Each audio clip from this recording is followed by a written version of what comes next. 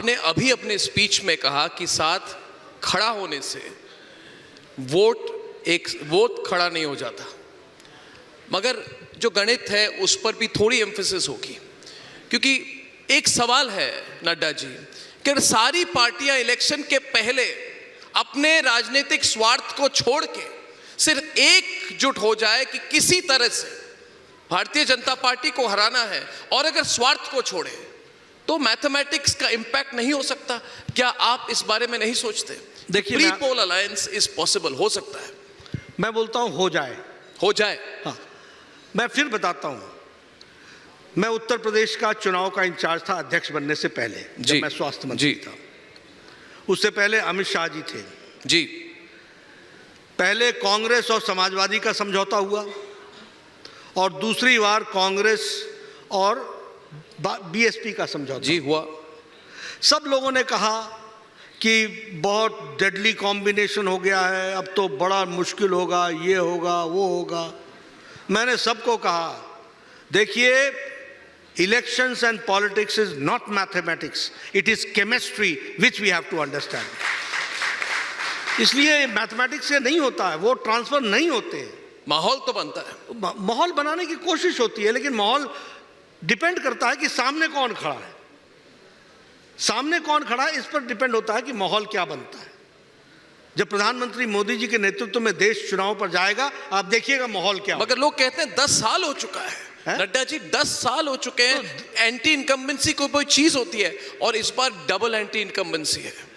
तो double anti incumbency plus उसके साथ साथ अगर चुनाव के पहले इनका जो समीकरण है वो एक साथ आ जाए प्री पोल अलायंस में, तो क्या माहौल बदल नहीं सकता है 7 महीनों में? अर्नब जी, पहली बात कि यह चुनाव 2019 भी चुनाव, there was no anti-incumbency, there was pro-incumbency, and this time also, और हम 282 से बढ़कर के हम 303 पर गए।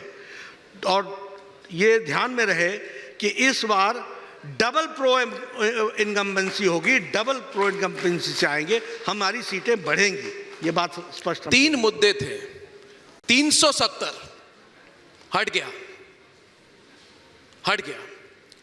दूसरा मुद्दा था राम मंदिर, जो 22 जनवरी को बनने वाला है, उसका बहुत बड़ा दिन होगा। अब तीसरा मुद्दा जो है, देश की जनता, अगर मैं इस ऑडियंस में पूछूं कि 1 नेशन 1 लॉ होना चाहिए कि नहीं, 1 nation 1 law, uniform civil code, UCC, अभी मौका है। आपके पास सीटें भी हैं, आपके पास पॉलिटिकल विल भी है, और मैं इस इलेक्शन से इसको जोड़ नहीं रहा, ये आइडियोलॉजी वाला मुद्दा है। ये तीसरा मुद्दा, क्या चुनाव के पहले क्या लोग आशा कर सकते हैं, जो चाहते हैं इसको, और चाहते हैं कि अगर हम सुपर पावर बनेंगे, हम कभी सुपर पावर तो नहीं बन सकते जब अलग अलग समुदायों के लिए अलग अलग निजी कानून हो, तो यूसीसी क्या हो सकता है, इस पर अगर आप। देखिए, यूसीसी के बारे में हम लोग स्टेप बाय स्टेप जो चले हैं, उत्तराखंड में कमेटी बैठाई, ड्राफ्ट उसकी ड्राफ्टिंग कमेटी बैठी, उन्होंने ड्राफ्ट किया है, उसको लेकर के वो आएंगे। उसी तरीके से गुजरात में ड्राफ्टिंग कमेटी बैठी है। स्टेट बाय स्टेट इसको राष्ट्रीय स्तर पर देखेंगे, इसको ये विषय रहा है, लेकिन कैसे स्ट्रेटेजाइज करते हैं वो हम जब करेंगे तो बताएंगे। बस समय की बात है, हो रहा है। ऐसा है, कुछ चीज़ें रणनीति की होती हैं, वो पर्दे का विषय होता है, उसको पर्दे में ही रहने दिया जाए तो अच्छा रहेगा। मगर उस पर राष्ट्रीय स्तर नहीं, ठीक है, जब करना होगा तो सब लोग मिलके करेंगे। आप हमें बताएंगे? हाँ, बिल्कुल, टाइम पर बताएंगे।